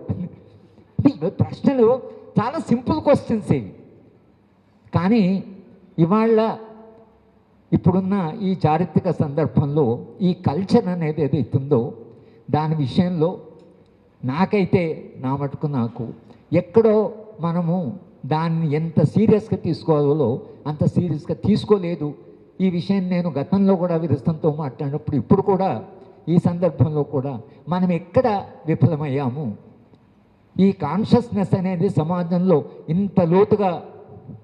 ఎందుకంటే ఈ రిచువల్స్లో చాలా దుర్మార్గం ఉంది. మా నాయన చనిపోయినప్పుడు ఒక రకమైన రిచువల్ జరిగింది. మా అమ్మ చనిపోయినప్పుడు నేను ఆ రిచువల్లో భాగం కాదు కానీ అక్కడ కూర్చొని వింటుంటే మా అమ్మను బ్రాహ్మడు ప్రశ్న అడుగుతాడు, నీ భర్త కాకుండా నువ్వు ఇంకెవరి గురించైనా ఆలోచించావా అంటే ఆమె ఎప్పుడు ఆలోచించలేదు. ఎప్పుడైనా ఆలోచిస్తే అయితే నువ్వు ఆలోచించుంటే ఆ దర్భలో ఈ బ్రాహ్మడు ఎంటర్ అవుతాడు. ఎంటర్ ఈమె కేసును అక్కడ డిపెండ్ చేస్తాడు. ఎప్పుడు ఆలోచించలేదు, ఆలోచించిన పాశ్చాత్యపడుతున్నాను. నీ పిల్లల్ని ఏమైనా అన్నావా? ఇట్లా మను ధర్మంలో అంత మంత్రంలో ఉంటుంది. మా అమ్మను వేధించి చివరికి వాడు స్వర్గానికి తీసుకుపోతాడు. మా నాన్నగారికి వేదన లేదు. ఇది మహిళా ఉద్యమాల్లో అసలు ఈ రిచువల్ను స్టడీ చేసి మహిళకు ఏమి సార్ ఇంత డిస్క్రిమినేషన్ అనేది మనం దాన్ని చర్చలోకి తీసుకోకపోతే మహిళా చైతన్యవంతులైన మహిళలు ఇది అర్థం చేసుకుంటారు. కానీ మిగతా మహిళలకి ఎవరైతే నిజంగానే మేము పాపం చేసుకునవచ్చు, వేరే గురించి ఆలోచన, మగవాడు ఏమైనా ఆలోచించవచ్చు. ఇది కల్చర్, ఇది వాళ్ళ ప్రాక్టీస్లో ఉంది. నేను చెప్తున్నాను ఇది కల్చర్ ఏదైతుందో దీనిని మనము సాధారణమైనటువంటి మనుషులకి ఒక కల్చరల్ ఇదిగా ఒక కౌంటర్ కల్చర్ అండి, డెమోక్రటిక్ కల్చర్ అనండి, దాన్ని నిర్మించవలసిన అవసరం ఉంది. అందుకనే మనుషులు చాలా సులభంగా ఆదిరెడ్డి గారిని మేము కలిసినప్పుడు ఆయన ఒక మాట చెప్పాడు. నక్సలైట్ ఉద్యమం తెలంగాణలో ప్రారంభమైనప్పుడు ఒక పేదవాళ్ళ ఇంటికి వెళ్ళి మీరంత కష్టాలు ఉన్నారు, మేము పని చేయాలి అని ఆయన అంటే, వద్దు నాయన వద్దు, ఏదో మా బతుకని అంటే, లేదమ్మా మనం తప్పకుండా ఏదైనా చెయ్యాలి, కష్టాలు ఉన్నాయి అని చెప్పినా వద్దంటే ఆయన ఏం చేశాడంటే ఇంటి అరుగు ముందర పడుకున్నాడు. రాత్రంతా పడుకున్నాడు. పొద్దున ఆమె లేచి, ఏం నాయన రాత్రంతా పడుకున్నావు, పోవా, వద్దు బాబు అంటే, లేదమ్మా మీరు ఇది నన్ను లోపలికి రానిచ్చేదాకా నేను పోను, మధ్యాహ్నం దాకా ఉన్నాట, తిండి లేదు. అప్పుడు ఆమె ఏమయ్యా ఇంత మండివాడు రా ఇంట్లోకి, అట్లా మాకు ఎంట్రీ దొరికింది సార్ అన్నాడు ఆయన. అంత చేస్తే తప్పితే మనకు ఎంట్రీ దొరకలేదు అన్నాడు. అదే మీరు గణేష్నో రామనో పట్టుకోకపోతే కాళ్ళు మొక్కి బొట్టు పెట్టి డబ్బులు ఇచ్చి తమ కొరకు పోరాడు ప్రాణాలు ఇస్తున్న వాడికి ఎంట్రీ ఎంత కష్టమైంది, ఈ విశ్వాసం ఉన్నవాడికి ఎంత ఈజీ అయింది. అందుకని వాళ్ళు చొచ్చుకుపోతున్నారు సమాజంలో. ఈ ఫ్యాసిస్ట్ భావజాలముకి ఉన్నటువంటి ఒక కల్చరల్ వైబిలిటీ లేదా కల్చరల్ వల్నరబిలిటీ ఏదైతుందో ఇది ఇవాళ వాళ్ళకి చాలా సులభమైంది. సామాజిక మార్పు కూడా వాళ్ళకి చాలా కష్టమైపోయింది. ఈ భావజాలాన్ని చెప్పడం లేదా ఈ అనుభవాన్ని చెప్పడం, ఎంత కష్టమైన పనో మనం ఆలోచించాలి. ఒకసారి మేము ఇందిరా పార్కులో మేము అంటే విరసం వాళ్ళు అందరం బరబరు ఒకసారి అందరం ధారణా చేస్తున్నాం. పార్వతమ్మ అంటే జగన్మోహన్ రెడ్డి గారి తల్లి, ఆమె కూడా ఏదో దీక్ష చేస్తున్నది మా టెంట్ వెనుక. జనం విపరీతంగా పోతున్నారు అటువైపు. సార్ అంటున్నాడు, వాళ్ళ సమస్యలేవో మన దగ్గర, మనుషులేవో అక్కడ. నేను ఎందుకు సార్ మరి వాడు మన దగ్గర రాకుండా అంటే మనం ఆలోచించవలసిందే. అంటే ఈ పార్వతమ్మకు ఉండే ఇన్ఫ్లుయెన్స్ మనకి లేకపోయింది. అందరు అక్కడ లారీల మీద ట్రాక్టర్స్ మీద వచ్చి పోతున్నారు. సారీ అబ్జర్వేషన్ చేశాడు, సమస్యలు ఇక్కడ, మనుషులు అక్కడ. ఎందుకు అలా అయ్యారు అనేటువంటి ప్రశ్న అయితే మనము అడగాలి కదా. కనుక ఈ మొత్తము ఇవాళ ఫ్యాసిజం ఇంత సులభంగా, నిజానికి జవహర్లాల్ నెహ్రూ 1948 సెప్టెంబర్లో జయప్రకాష్ నారాయణకు ఒక ఉత్తరం రాశాడు. ఆ ఉత్తరంలో ఆయన స్పష్టంగా చెప్పినంటే సోషలిస్ట్ అందరూ మీరు మనంతా యునైటెడ్గా మనం చెయ్యాలి, రైట్ వింగ్ కన్జర్వేటివ్ సెక్షన్ చాలా బలంగా ఉన్నాయి ఈ దేశంలో, మనం ఒకవేళ యునైట్ కాకపోతే ఈ దేశం ఫ్యాసిస్ట్ చేతిలోకి పోతుంది. నెహ్రూ గారు అన్నారు ఈ మాట. నెహ్రూ తన ఉత్తరంలో రాశాడు, చాలా చాలా బలంగా ఉన్నారు, గాంధీ గారిని చంపపోతే వీళ్ళు 30 ఏళ్ల క్రితమే అధికారంలోకి వచ్చేవాళ్ళు. గాంధీని చంపడం అన్నా పోస్ట్పోన్ అయింది. దేశంలో అంత రియాక్షన్ వస్తుందని అనుకోలేవాళ్ళు. చాలా పెద్ద లెవెల్లో రియాక్షన్ వచ్చే వరకు అది పోస్ట్పోన్ అయింది. వాళ్ళు అరెస్ట్ కావడం, వాళ్ళ సంస్థ బ్యాన్ కావడం, ఆ బ్యాన్ నుంచి బయటపడడం. మళ్ళీ 70 ఏళ్ళలో జయప్రకాష్ నారాయణ్, సేమ్ జయప్రకాష్ నారాయణ్ ఈ సంస్థను నిషేధించాలి, ఈ సంస్థలో ఉండే వాళ్ళందరినీ ఇది చేయాలని రాశాడు. రాసిన జయప్రకాష్ 70 ఏళ్ళలో ఆర్ఎస్ఎస్ దగ్గరికి వెళ్ళి అడ్రస్ చేశాడు, సేమ్ జయప్రకాష్ నారాయణ్. ఇది ఈ మార్పులు ఏవైతే సమాజంలో వస్తున్నాయో ఈ మార్పులని మనం గమనిస్తూ ఇవాళ మనము ఒక క్రిటికల్ స్టేజ్కి వచ్చాం. ఇక ఈ స్టేజ్ దాటితే ఈ సభలు, ఈ సమావేశాలు ఉండడం కూడా చాలా, ఎందుకంటే ఫ్యాషన్ ఒకసారి వచ్చిన తర్వాత అది ఇంకా మనం ఇవాళ ప్రొసెషన్ దేని కానీ మీటింగ్ పెట్టుకొని ఇచ్చాడు, ఇంకా కొంచెం మిగిలి ఉంది. ఈ మీటింగ్ కూడా అది కూడా మనం అనుభవించాం. మా పౌర హక్కుల సంఘంలో చాలా కాలం క్రితమే చంద్రబాబు నాయుడు ఎన్టీఆర్ ఉన్నప్పుడు మేము ప్రెస్ క్లబ్లో మీటింగ్ పెట్టాం. చాలా పోలీసులు పెట్టారు, అప్పటికే భయానకమైన పరిస్థితి. నేను బాలగోపాల్ మెంతా స్పీకర్స్, సభను అటెండ్ చేసిన వాళ్ళు 10 మంది. ఆ భయంలో బాలగోపాల్ బయటకు వచ్చి మన సభ చాలా సక్సెస్ఫుల్ అన్నాడు. సరే అంటే 10 మంది ఇంత భయానక పరిస్థితిలో మన మీటింగ్కి వచ్చారంటే ఇంకా మనకు సపోర్ట్ ఉంది కదా అని, ఇంకా అట్లా మనం సంతోషపడవలసింది.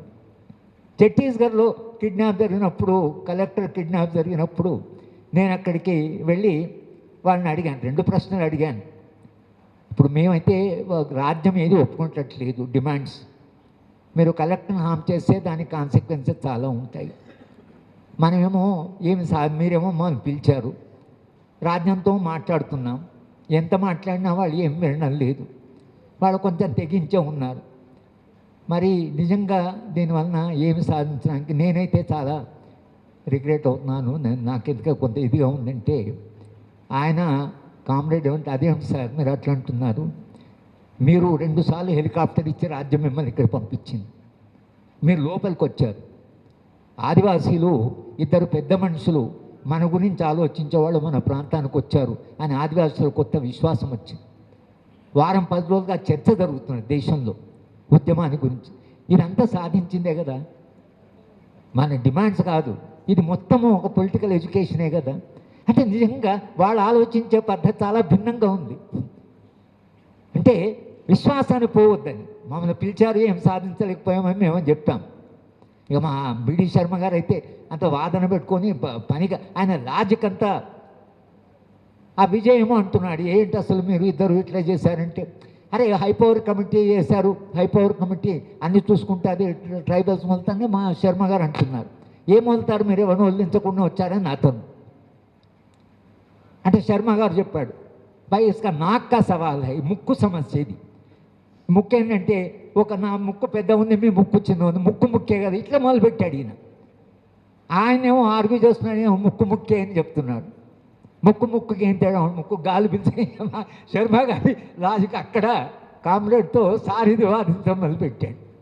అతను నిద్రపోయాడు. నిద్రపోతే ఆయనకి చెప్పాను, చాలా పెద్దవాడు, బస్తర్ కలెక్టర్గా ఉన్నాడు కదా, జీవితంలో చాలా నిరాడంబరంగా బతుకుతున్నాడు, ఒక స్లమ్లో ఉన్నాడు ఢిల్లీలో, ఆయన మనం గౌరవించాలి కదా, మీరు అట్లా ఆయన నిలదీయడం బాగాలేదు కదా అని నేను చెప్పాను. మరి ఆయన పిలిచాము, ఆయన గౌరవం కొరకు వచ్చాడు కనుక ఆయన పట్ల మనం అట్లా మీరు అట్లా ఉండకూడదు అని ఆయన నిర్వహినప్పుడు చెప్పాను.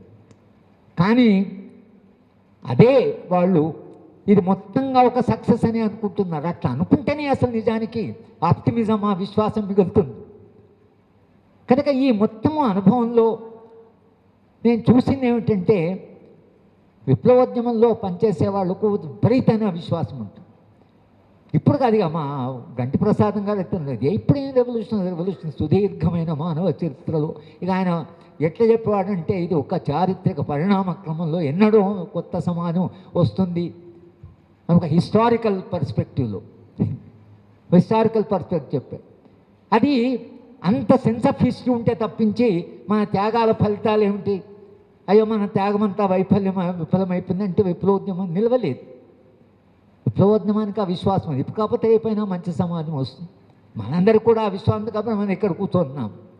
మనందరూ కూడా అంటే ఇప్పుడు కాదు, రేపైనా మనిషి కొత్త సమాజాన్ని నిర్మించుకుంటాడు. ఈ తరం కాకపోయినా వచ్చే తరమైనా ఒక మంచి సమాజం వస్తుంది. ఆ విశ్వాసం లేకపోతే మనం మాట్లాడలేము, ఏం రాయలేము, మనం రోజు జీవించినట్టు కూడా కాదు. కానీ ఈ ప్రశ్నలు ఏవైతున్నాయో అంటే ఈ అనుభవంలో 50 ఏళ్ల అనుభవంలో ఇవాళ విరసం ఈ మహాసభలో ఈ ప్రశ్న ఏంటంటే, ఇప్పుడున్న సందర్భంలో మన పాత్ర ఏమిటి, రచయితల పాత్ర ఏమిటి అంటే స్టీవెన్ హ్యాగన్ అని ఒక సోషాలజిస్ట్ ఏమిటంటే, మేధావులు అనేవాళ్ళు 2 పరిమితులను ఓవర్కమ్ కావాలి. ఒకటి, జ్ఞానాన్ని డీమిస్టిఫై చేయాలి, demystify the knowledge, decolonise the mind, భాషను మార్చాలి. నువ్వు సాధారణమైన మనిషికి నువ్వు చెప్పాలనుకుంటే నీ భాష మారాలి, నీ సింబల్స్ మారాలి, నువ్వు వాళ్ళ భాషలో మాట్లాడగలగాలి. కనుక జ్ఞానాన్ని అదేదో గొప్ప జ్ఞానం ఉంటుంది అంటే అది సమాజంలో విశ్వాసం ఉంది. మేము పిహెచ్డీ చేసిన తర్వాత మా ఊరికి పోతే దేని మీద పిహెచ్డీ చేస్తారో ఒక టీచర్ అడిగాడు. ఇంకో టీచర్ చెప్తున్నాడు, నో ఆ పిహెచ్డీ అంటే అది చాలా రహస్యము, అట్లా బయట చెప్పరు, వాళ్ళు ఒక రహస్యాన్ని కనుక్కున్నారు. ఎవరు? School teacher. చెప్పిన రహస్యం ఉండదు, అంటే మన ఉండదు, అంటే ఏం రహస్యాలు లేవు, అది కాజల్ రిలేషన్ ఉంటుంది, ఒక సమస్య ఉంటే దీనికి కారణాలు ఉంటాయని చెప్తారు. కానీ పరిశోధన అది అందరు చెప్పేదే, అది చెప్పవలసింది కాదు. చెప్తే ఏదో మా పిహెచ్డీ మీకోసమేం కాదు. కానీ జ్ఞానం అనేది ఒక అద్భుతమైనది, అది రహస్యమైనది. ఆ జ్ఞానము అందరికీ అర్థం కాదు. విశ్వవిద్యాలయం అనుకుంటారు చాలామంది, మా కొలీగ్స్ అంతా అనుకుంటారు, మనము కామన్ పీపుల్ దగ్గర పోయి మాట్లాడమేంటి, మనం చాలా మేధావులం. మేధావి అంటే వాడు చెప్పే భాష అర్థం కాకుండా మాట్లాడేవాడు అనేది అర్థం ఉంది విశ్వవిద్యాలయాల్లో. కానీ జ్ఞానాన్ని డీమిస్టిఫైడ్ చేస్తారు. జ్ఞానాన్ని సాధారణమైన మనిషి దగ్గరికి ఎట్లా తీసుకెళ్తారు అనే ప్రశ్న ఒకటి ఉంది. అలాగే భాష మీరు ఎట్లా మారుస్తారు. అక్కడ గద్దర్ ఒక అద్భుతమైన సృష్టి చేశాడు. సరే, ఆయన తర్వాత ఆయన అవుట్పుట్లో పక్కకు పెడితే చాలా కాంప్లెక్స్ విషయాలని చాలా సింపుల్ భాషలో ప్రజలకు చెప్పాడు. చాలా పవర్ఫుల్ కమ్యూనికేటర్. సమానత్వాన్ని కానీ సామాజిక న్యాయాన్ని కానీ ఆయన చెప్పే భాష ఏదైతుందో వాళ్ళ జీవిత అనుభవం నుంచి తీసుకొని ఆయన చెప్పగలిగాడు. అందుకనే అంత ప్రభావం వేగాడు. లక్షలాది మంది ఆయన పాటలకు ఆకర్షితులయ్యారు. ఆయన చేసిందల్లా తెలుగులో ఉండేటువంటి పాటను తర్వాత మరీ సంస్కృతంలో ఉండేటువంటి దాన్ని సింపుల్గా పేదవాళ్ళ భాషలో వాళ్ళ సమస్య గురించి చెప్పాడు, దానికి పరిష్కారం చెప్పాడు తన మార్గంలో. కానీ మనం ఎంతోమంది గద్దరును సృష్టించలేకపోతున్నాం. ఒకే గద్దరు చాలామంది పాడుతున్నారు, చాలా పాటలు పాడుతున్నారు, అద్భుతంగా పాట పాడేవాళ్ళు ఉన్నారు, తెలంగాణ నిండా పాటలు పాడేవాళ్ళు ఉన్నారు. కానీ పాట పాడడం వేరు, పాటను సృష్టించడం వేరు, అది ప్రజల అనుభవం నుంచి బాణిని తీసుకోవడం వేరు. కనుక కళాకారులు ప్రజల భాషని, ప్రజల బాణీని తీసుకొని ప్రజల సమస్యలకు ఉండేటువంటి పరిష్కారాలు అవుతున్నాయో ఆ భాష ద్వారా ప్రజలకు చెప్పగలగాలి. మేము నారాయణపూర్ నేను ఎవరోసారి వెళితే మేము మాట్లాడుతున్నాం, వాళ్ళు అంతా ఒరిస్సా వాళ్ళే చాలా ఎక్కున్నారు. నేను ఆ కామ్రేడ్ని అడిగాను, ఇప్పుడు నేను సారు మాట్లాడుతున్నాము, మేము తెలుగులో మీరు ఎంత ఇది కొంత ఒడియా తెలిసిన వాళ్ళు, మేము చెప్పింది వాళ్ళకి అర్థమవుతుందా లేక వాళ్ళకి అర్థమయ్యేటట్టు మేము చెప్పగలమా అని అడిగాను. అంటే ఆయన ఏమన్నా అంటే, ఇద్దరు పెద్ద మనుషులు మనను గౌరవించి మన సమస్యల గురించి స్పందించే వాళ్ళు వచ్చారు. అది ఒక్కటి ఉంటే మీరు 2 గంటలు మాట్లాడి 3 గంటలు వాళ్ళు అట్లే కూర్చుంటారు. వాళ్ళు అనుకుంటే మన గురించి మాట్లాడుతున్నారు పెద్దవాళ్ళు, ఆ విశ్వాసంతోనూ కూర్చుంటారు. అర్థమైందా కాదని కాదు, నిజంగానే వాళ్ళకి అర్థమయ్యే భాషలో మనం చెప్పగలిగాం, అంత నమ్మకం ఉంది కదా వాళ్ళకి. కానీ వాళ్ళ భాషలో మనం చెప్పలేకపోయాం. ఇది మన వైఫల్యమే. ఇది ఇవాళ విల్సన్ లాంటి సంస్థ, ఒక క్రియేటివిటీ ఉన్న సంస్థ, ప్రజల భాషలో ప్రజల సమస్యలని చెప్పి దాని పరిష్కార మార్గాలు కానీ, దానికి నిజంగా ప్రజా ఉద్యమాల అవసరాన్ని కానీ మనము సాధారణమైన ప్రజలకి ఎట్లా చెప్పగలము అనేటువంటి కూడా ఇవాళ ఒక ప్రశ్నే. కానీ సాహిత్యంలో ఆ మార్పు వస్తున్నది. ఇప్పుడు వనజ అడవి పుత్రిక చదివితే ఒక నిరక్షరాస్యులైన మహిళ, భర్త చేత వేధింపబడిన మహిళ, తాను ఉద్యమంలోకి వెళ్ళి తాను ఎలా ఎదిగిందో, ఒక నవల రాసే స్థాయికి ఎలా ఎదుగుతుందో తన జీవిత అనుభవాన్ని ఆమె చెప్పింది. చాలా గొప్ప విషయం, చాలామందికి అది స్ఫూర్తిదాయకంగానే ఉంటుంది. అలాగే మనకు ఇవాళ అనురాధ వాడు ఆదివాసి కథలను చేసింది, అద్భుత సాహిత్యం అది కూడా. అంటే ఒక రకంగా సాహిత్యంలో ఒక మార్పు వస్తున్నది. అలాగే కల్లూరి భాస్కరం గారు సరే పూర్తి కాకుండా ఆయన మొత్తము ట్రెడిషనల్ లిటరేచర్ అంతా అక్కడికి ఆయన తీసుకే అంటే మొత్తంగా క్రిటికల్గా చెప్పగలుగుతున్నాడు. ఈ మధ్యన ఓల్గా ఒక నవల రాసింది, రామాయణానికి ఇవాళ కగార్ లేదా ఛత్తీస్గఢ్లో జరుగుతున్న ఆదివాసీ పోరాటానికి ఎటువంటి సామీప్యం ఉందో ఆమె ఆ నవల్లో రాసింది. చాలా అంటే ఒక రామాయణాన్ని ఇవాళ జరుగుతున్న సమకాలీన పోరాటాన్ని రెండింటిని కూడా ఒక రకంగా ఇది కంటిన్యూటీ, అప్పటి నుంచే జరుగుతున్న పోరాటం యొక్క కంటిన్యూటీది అనేటువంటిది ఆమె ఆ నవల్లో చెప్పగలిగింది. సాహిత్యంలో కొన్ని ప్రయోగాలు జరుగుతున్నాయి, కానీ ఓల్గా గారు ఆ ప్రజలకు అర్థమైన భాషలో రాయగలదంటే ఆమెకు సమస్యే, ఆమెకైనా సమస్యే. కనుక ఈ ప్రయోగాలు జరుగుతున్నాయి, ఈ మార్పులు వస్తున్నాయి. కానీ ఇవాళ పాణి ఏవైతే కొన్ని మౌలికమైన ప్రశ్నలు తన లెక్చర్లో రేజ్ చేశాడు, మనం ఏమేం చేయొచ్చు కొన్ని పరిష్కారం, కొన్ని ఆల్టర్నేటివ్ చెప్పారు ఆయన పాణి. కానీ నా దృష్టిలో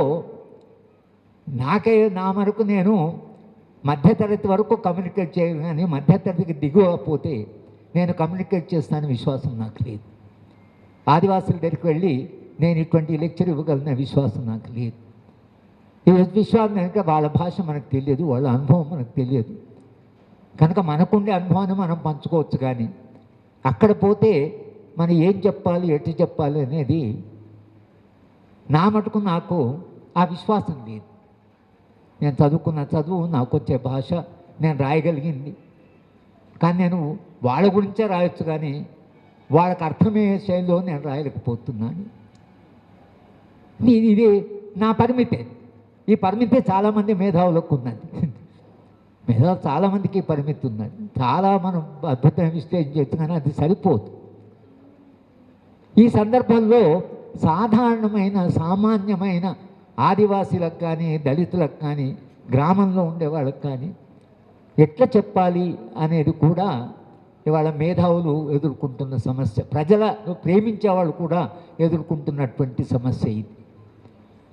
ఇక మొత్తంగా ఫ్యాసిజం వస్తున్నది. ఇది కల్చరు, రాజకీయాలు, రాజ్యము, రాజ్య స్వభావము, సాయిబాబా పోరాటం, ఇవన్నీ మాట్లాడుకుంటున్నాం. కానీ మనందరికీ చాలా అంటే ఆందోళనకరమైన అంశం ఏమిటంటే ఛత్తీస్గఢ్లో జరుగుతున్నటువంటి పోరాటం. రోజు మనుషులను చంపేస్తున్నారు, 30 మంది చనిపోయారంటూ చదివినప్పుడల్లా బాధ ఇస్తుంది, డిస్టర్బ్ అవుతాము, ఆందోళన పడతాము, అయ్యో మనుషులను చంపేస్తున్నారు. కానీ బయట సమాజంలో ఎందుకు స్పందన లేదు అనేటువంటి కూడా మనం ఆలోచించాలి. ఎందుకు అసలు మనుషులను అక్కడ చంపేస్తుంటే ఎందుకు సమాజం ఇంత స్తబ్దంగా ఉంది? లేదా ఆందోళన పడుతున్న ఆందోళన ఎందుకు బయటికి రావడం లేదు, ఎందుకు ఒక విశాలమైనటువంటి ప్రజాభిప్రాయాన్ని మనం నిర్మించలేకపోతున్నాం అనేది కూడా ఇవాళ ఒక పెద్ద సమస్య అయిపోయింది. ఇప్పుడు రాజ్యం స్పష్టంగా చెప్తుంది, మేము చంపుతాం. ఇంతకాలంగా ఏదో ఇంకా కొన్ని కథలు ఇప్పుడు చంపుతామని చెప్తున్నారు. ఆదివాసులు ఇది మావోయిస్టు పోరాటం అని నేను అనుకున్నాను. లేదు, మావోయిస్టులు వాళ్ళ వైపు నిలబడ్డారు, విప్లవోద్యమం వాళ్ళ వైపు నిలబడింది. కానీ నిజంగా పోరాటం చేసిన వాళ్ళు ఆదివాసి. మన బేలా భాట్య వచ్చినప్పుడు ఆమె ఏ చెప్తుంది, రోజు విపరీతమైన ప్రొటెస్ట్ జరుగుతుంది. పోలీస్ స్టేషన్ ప్రతి పోలీస్ స్టేషన్ మీద కూర్చొని ప్రొటెస్ట్ చేస్తున్నారు, ప్రొసెషన్ తీస్తున్నారు, కానీ అది బయటికి రావడం లేదు. శాంతియుతమైన పోరాటం బయటికి రావడం లేదు. ఆదివాసులు నిజంగానే పోరాటంలో ఉన్నారు. మొత్తం రాజ్యం చెప్పడం ఏంటంటే ఈరోజు ఆయుధాలు పెట్టుకున్నట్టు వాళ్ళు చూస్తున్నాం, పోరాటంగా చెప్తున్నారు. కానీ అక్కడ ఉన్న ఆదివాసీల జీవన్మరణ సమస్య అని మీడియా మనకు చెప్పడం లేదు. దాంతో సమాజంలో ఏ అభిప్రాయాన్ని అయితే మనం నిర్మించాలో ఆ అభిప్రాయాన్ని మనం నిర్మించలేకపోతున్నాం. సమాజము ఇంత స్తబ్దంగా ఉంటే, మనుషులు అలా చనిపోతుంటే, పూర్తిగా స్వార్థపూరితమైన సమాజంలో, స్వప్రయోజనాల కొరకే జీవిస్తున్న సమాజంలో అన్నీ వదులుకొని పేరు లేకుండా ఊరు లేకుండా అందరి సుఖం కొరకు ప్రాణాలు ఇస్తున్న మనుషులను గౌరవించని సమాజం, అది నాగరికతలో ముందుకు ఎలా పోతుందనే ప్రశ్న కూడా మన ముందు వాళ్ళు ఉంది. ఎందుకు ఈ స్తబ్దత అనేది? భయమా, లేక అవగాహన లేకనా, చైతన్యము అర్ధ చైతన్య దృష్టిలో ఉండబట్టా అనే ప్రశ్నలు ఏవైతున్నాయో తప్పకుండా ఇవి.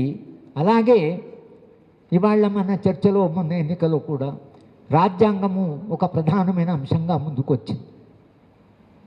సరే, రాజ్యాంగవాదము అనేది ఒక విప్లవోద్యమ సమయంలో ఒక ఇంత సంక్షోభణ సమయంలో రాజ్యాంగము అనేది మనం చర్చించుకోవచ్చు. కానీ రాజ్యాంగంలో ఉండేటువంటి ఒక పాజిటివ్ అంశం ఏమిటంటే, రాజ్యాంగము కొన్ని మీరు at least part 4 of the constitution ఏదైతుందో దాంట్లో స్పష్టంగా మనుషుల హక్కుల గురించి, కొత్త సమాజం యొక్క స్వరూపాన్ని గురించి, అన్ని రకాల అసమానతగా అన్నారు, సంపద కేంద్రీకృతం కావద్దన్నారు, సంపద అందరి ప్రయోజనానికి పనికి రావాలన్నారు, సంపద హానికరంగా మారకూడదన్నారు. రాజ్యాంగంలో రాస్తుంది. కనుక రాజ్యాంగాన్ని తిరస్కరించడం కాదు, రాజ్యాంగంలో ప్రజల వైపు నుంచి, ఎందుకంటే అది ప్రజా పోరాటం వచ్చిన రాజ్యాంగమే కొంతవరకు కాకుండా కొంతవరకు. ఒక స్వాతంత్రోద్యమం ఫలితంగా రాజ్యాంగం వచ్చింది, దళిత ఉద్యమం ఫలితంగా, ఆదివాసీల పోరాట ఫలితంగా రాజ్యాంగం వచ్చింది. జైపాల్ సింగ్ ముండా ఆయన స్పష్టంగా తను రాజ్యాంగ సభలో స్పష్టంగా ఒక మాట చెప్పాడు, మేము ఆదివాసీలం, మీరంతా బయట నుంచి వచ్చారు, అందరినీ పట్టుకొని మీరంతా బయట నుంచి వచ్చారు. ఇప్పుడు వాళ్ళు మీరేమంటున్నారు, మనం కలిసి ఉందామంటున్నారు.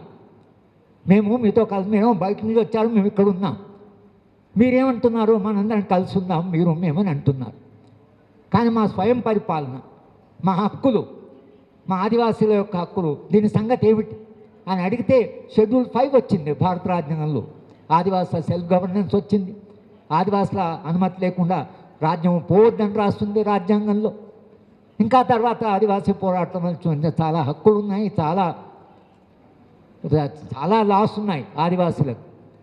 ఇవన్నీ కూడా మనము ప్రజలకు చెప్పేప్పుడు, ఇవాళ ఛత్తీస్గఢ్లో జరుగుతున్నది, ఆదివాసీలు తమ యొక్క అస్తిత్వం కొరకు పోరాటం చేస్తున్నారు. అడవి మీద ఉండే హక్కులు వాళ్ళు చేసిన పోరాటం ఇది. ఇది ఆదివాసీ పోరాటాలుగా చెప్పకపోతే మనం ఎక్కడో తప్పు చేసినట్లు, ఎందుకంటే కమ్యూనికేట్ కాదు. కనుక ఆదివాసీ పోరాటాల యొక్క చరిత్ర, దానికి ఉండేటువంటి మొత్తము వాళ్ళ స్ట్రగులు, చరిత్రలో 200 ఏళ్ళుగా వాళ్ళు చేసిన పోరాటాలు, తెబాగా అదే గురించి అంతకంటే ముందు జరిగిన పోరాటాలు, వీటన్ని గురించి ఇవాళ ప్రజలకు చెప్పాల్సిన అవసరం వచ్చింది మనం. కనుక అది జరుగుతున్నది ఆదివాసీలు తమ అస్తిత్వ పోరాటం, ఆత్మగౌరవ పోరాటం, స్వయం పరిపాలన కొరకు పోరాటం. ఈ పద్ధతిలో చెప్పే తప్పించి విశాల సమాజంతో మనం కమ్యూనికేట్ చేయడం చాలా కష్టం. కనుక రాజ్యాంగములో వైరుధ్యాలు లేవా? చాలా కాలం మేము రాజ్యాంగ వైరుధ్యాలు మేము చెప్పిన వాళ్ళమే. కానీ ఒక దశలో రాజ్యాంగం కూడా కొన్ని ఉద్యమాల నుంచి, కొన్ని పోరాటాల నుంచి వచ్చింది అనేటువంటి ఒక ఎరుక మనకు ఉండాలి. దాన్ని దాంట్లో ఉండే సారాంశాన్ని అయినా మన ప్రజలకు చెప్పగలగాలి.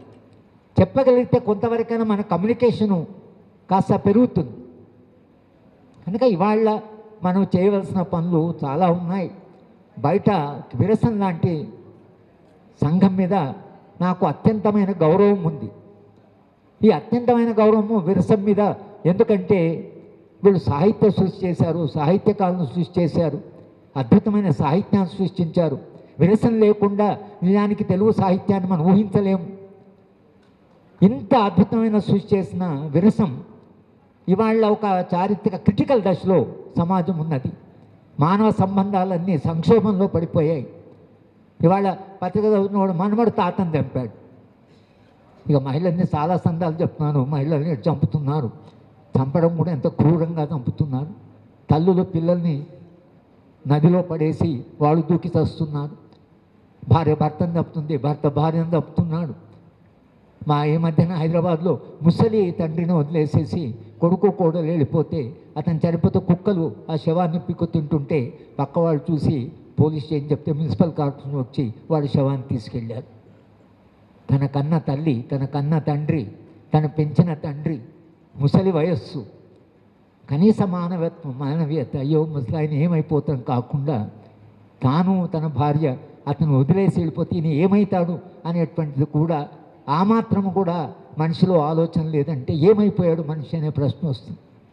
నేను అనుకోవడం ఏంటంటే మేధావులైనా మీరు సాహిత్యకారులైనా ఎవరైనా ఇవాళ చర్చ కగారు దగ్గర ముగియొచ్చు కానీ కగారు దగ్గర ప్రారంభం కాకూడదు.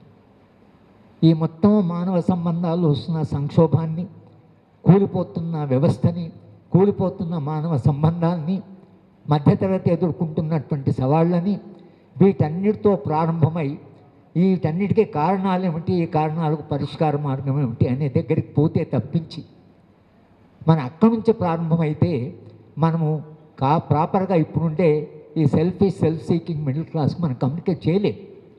ఎందుకంటే ఇవి వాళ్ళకి తెలుసు, సమాజం ఏం జరుగుతుందో వాళ్ళకి తెలుసు, మానవ సంబంధాలు ఏమవుతున్నాయి, ఎందుకంటే వాళ్ళ చుట్టూ జరుగుతున్నది. ఈ జరుగుతున్న అనుభవాన్ని చెప్పి దానికి కార్యకారణ సంబంధాలు దాకా పోతే ఎక్కడో చోట మనం కమ్యూనికేట్ చేయగలమేమో అనేటువంటి ఒక ఆలోచన నాకైతే ఉంది. నేనైతే అదే పని చేస్తున్నాను. ఎక్కడ పోయినా నా మీటింగ్ 3-4 అటెండ్ చేస్తున్నాడు, ఒకసారి బోరింగ్ అన్ని చోట్ల ఇదే చెప్తున్నాను. కానీ చెప్పే సభ వేరు కదా.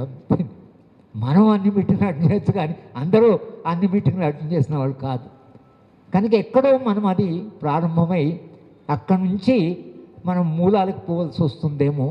అంటే జరుగుతున్న సామాజిక అనుభవాన్ని స్పష్టంగా మనం సమాజానికి చెప్పగలమా అనే ప్రశ్న దగ్గర నుంచి ఆదివాసీల యొక్క వాళ్ళ పోరాటాలు, వాళ్ళ త్యాగాలు, వాళ్ళ కళలు, వాళ్ళ స్వప్నాలు ఏవైతున్నాయో అక్కడి దాకా పోతే తప్పించి ఇప్పుడున్న పరిస్థితిలో మనం నిజానికి ఈ దుర్మార్గమైన క్రూరమైనటువంటి ఒక వ్యవస్థలోంచి బయటపడలేమేమో. ఎంతకాలం పడుతుందో తెలియదు కానీ మనని మనం మనుషులుగా నిలుపుకోవడానికైనా ఈ పని చేయవలసిన అవసరం ఉన్నది అని చెబుతూ నాకు ఈ అవకాశం ఇచ్చిన వ్యక్తులందరికీ, ముఖ్యంగా విరసం సభ్యులకి, ఇక పాణి అంటే ఆయన ఫోన్ చేసి మాట్లాడంటే నాకు ఆర్డర్ లాగానే అయిపోయింది. వరోసారికి అదే మారల్ కంట్రోల్ ఉండేది నా మీద. అలాగే పాణి కూడా, మా రాఘవాచారి కూడా వీళ్ళందరికీ ఆర్డర్స్ లాగానే ఇక మాకు రావాలంటే పోవాల్సిందే. ఎందుకంటే వాళ్ళకేం దాంట్లో ప్రయోజనం లేదు, దాంట్లో చాలా ఇబ్బందులు ఉన్నాయి. కానీ మనము ఈ పాణి నాకు ఫోన్ చేసి రావాలంటే నిజంగా నేను లాస్ట్ 2-3 డేస్ ట్రావెల్ చేస్తున్నాను. ఇవాళ కూడా 2 సభలు అటెండ్ చేసేది 3వ సభ. కానీ మాట్లాడాలి. సుదర్శన్ రెడ్డి గారు ఏమన్నారంటే ఎవరో వచ్చి ఫ్రెండ్ అన్నీ చెప్తుంటే ఆయన అడిగాడు, ఏం చేయమంటావా? ఏం చేయండి కాదు కదా సార్, మాట్లాడండి అని చెప్పాడు. సుదర్శన్ రెడ్డి గారు చెప్పారు, నా స్నేహితులు చెప్పిన పరిష్కారం మాట్లాడడం. ఆ మాట్లాడడం వరకు అయితే నాకు నేనుగా ఎన్ని సందర్భాలు వచ్చినా నేనైతే మాట్లాడుతున్నాను. మాట్లాడడం అనేది పూర్తి ఆగిపోయేదాకా మాట్లాడవలసిన అవసరమే ఉంటుంది అని చెబుతూ, సార్ మీకు మీ అందరికీ కూడా ధన్యవాదాలు చెప్తూ నేను సెలవు.